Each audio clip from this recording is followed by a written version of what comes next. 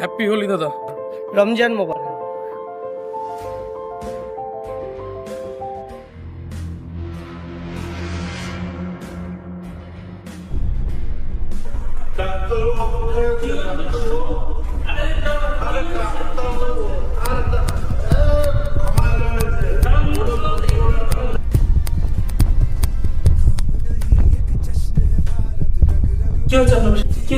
ঝামেলা হয়েছে, একটা বড় ঝামেলা হয়েছে।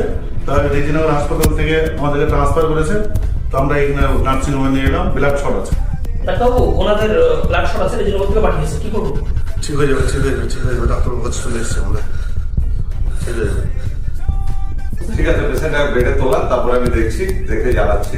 আচ্ছা আচ্ছা আচ্ছা, ঠিক আছে।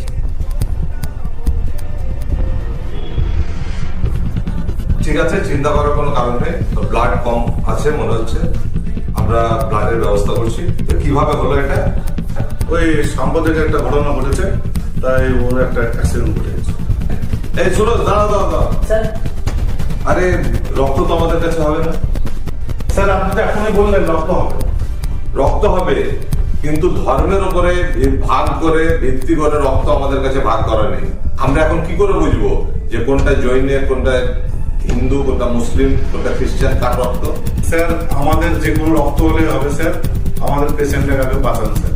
রক্ত নেওয়ার সময় যখন জাতি ধর্ম দেখছেন না, তখন রক্ত ঝরাবার সময় কেন দেখছেন?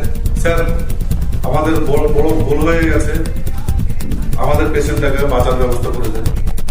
রক্ত ঝরাতেই যেতে হয়, তাহলে দেশের সম্প্রীতির জন্য ঝরান, দেশকে বাঁচাতে ঝরান। স্যার, বড় ভুল হয়ে গেছে। আগে পেশেন্টকে বাঁচান। সুরাজ, আগে তাড়াতাড়ি পেশেন্টের রক্তের ব্যবস্থা করো।